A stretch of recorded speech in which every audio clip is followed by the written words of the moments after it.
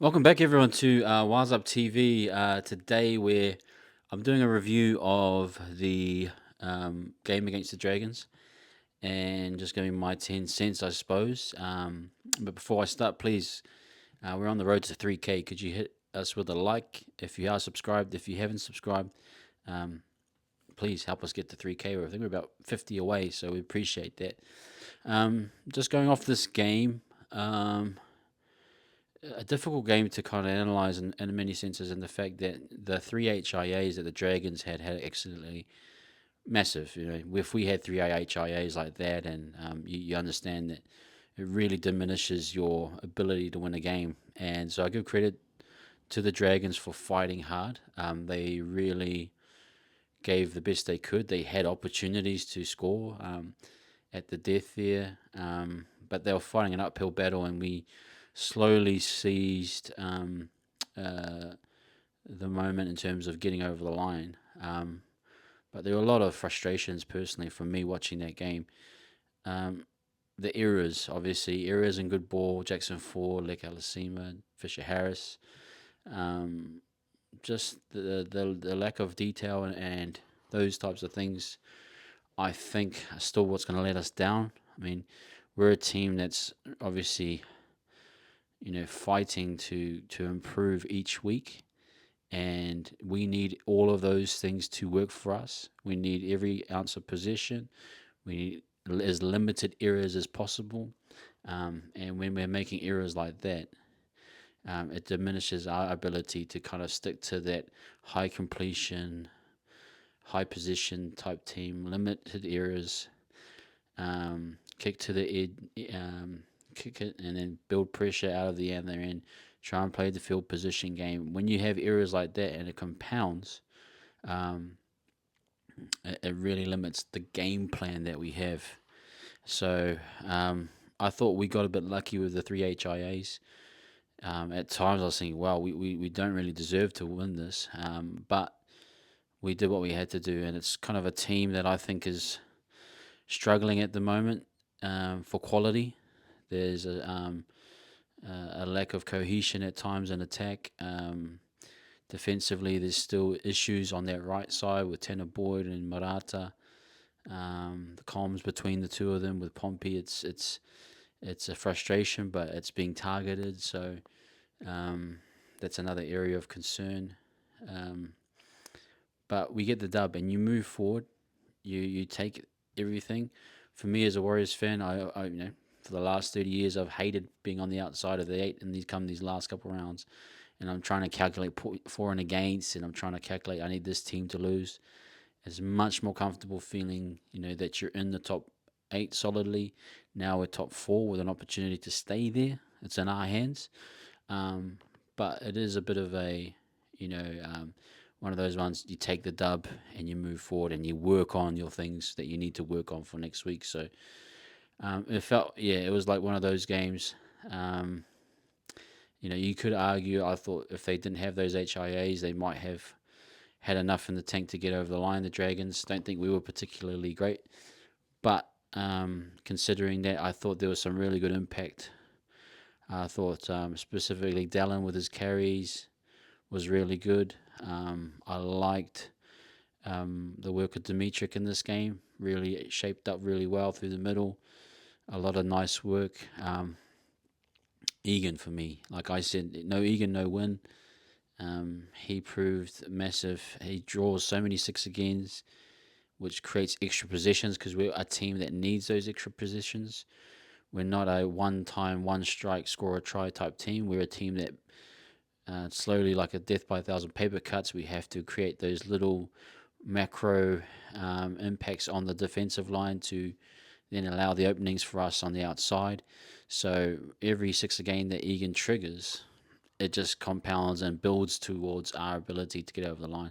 He's so important in that sense, and sort of directing the team, getting things going. Um, I thought, I thought attacking shape wise, we're really struggling right now with kind of detail around line running. I see at times when the halves or the lock will go with the lead runner to the line, and they're not quite in sync in their timing of their runs. they're not on the ball, hitting the line at pace to draw those defenders in. So a lot of it is just um, lead runner out the back, and then the Dragons are obviously reading that and just taking that with them, and it's shutting down a lot of what we're trying to do. There was some good passages where we were able to get a bit better lead running, and when that was effective, we actually scored some points off of it. So I thought about the try to Pompey, the second try. You get a good sequence of kind of lead runners, and then CHT playing short to Marata, and you get a quick play of the ball, and then Tane attacks off that with the one marker, and it's all nice movement. And so we need to kind of work on our detail. I think our back rowers aren't quite hitting the spot.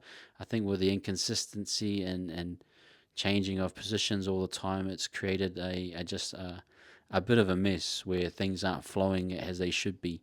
So that's an area to work on for sure. I think we're still getting dominated by teams like the Dragons and lower teams physically.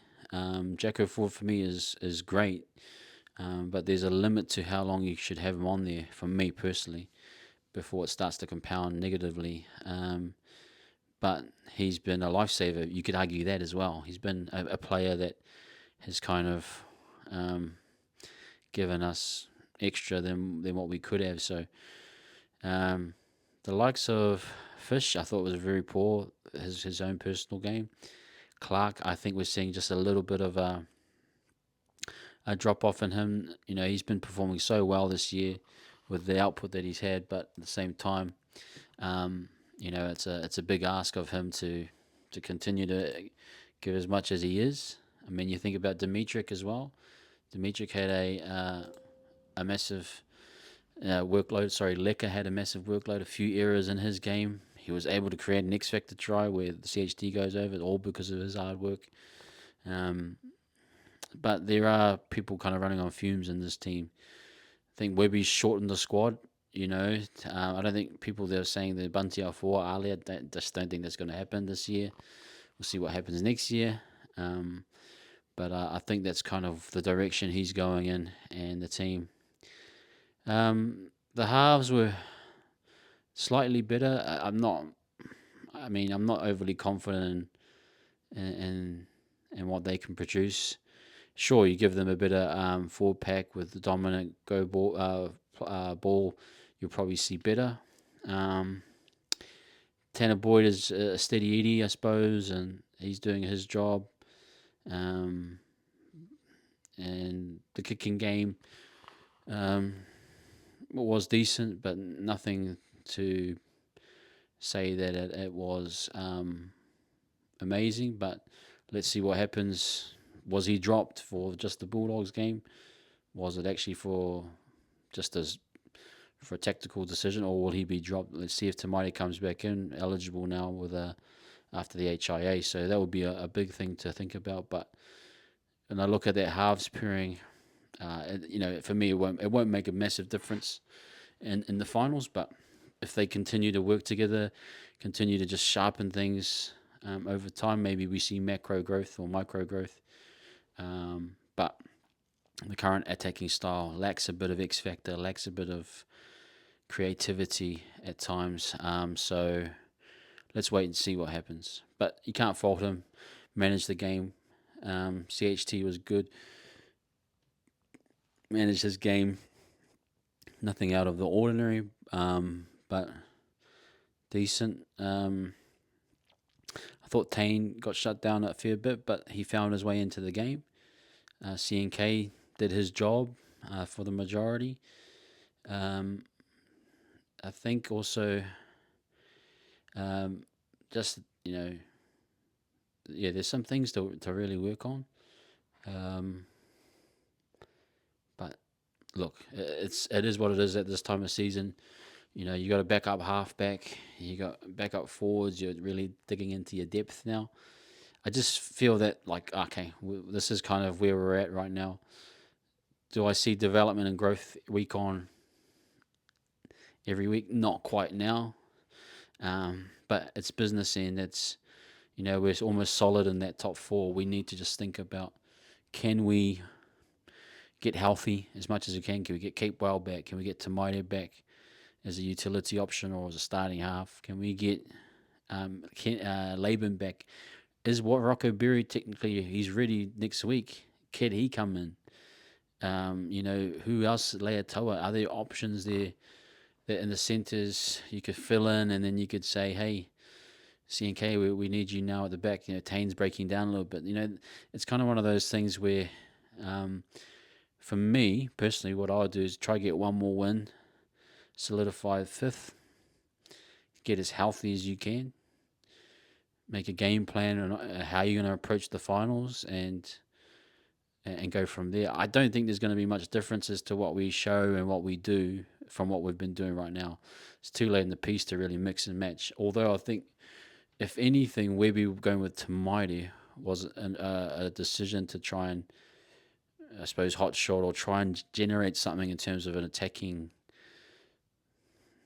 I don't know what it is. Some more attacking ball running options that maybe he's not seeing in Tanner. Let's wait and see. But this team for me is what it's doing. What it's supposed to be doing. It is what it is. I don't think there's going to be too much highs or too much lows. I think they stay consistent.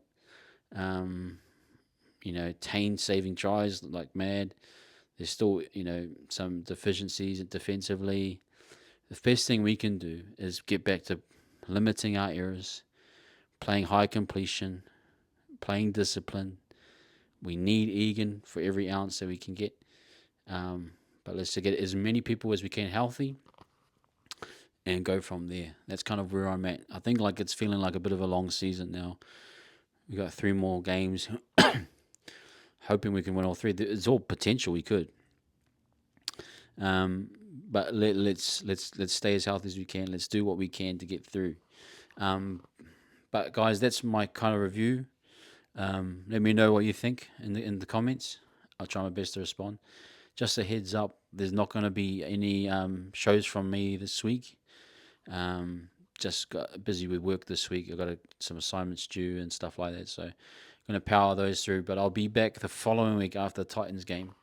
And me and Ash will come back and do All You Can Eat, and we'll be back with Josh and the club rooms as well. So kind of taking a week off just to focus on work, family life, all those things.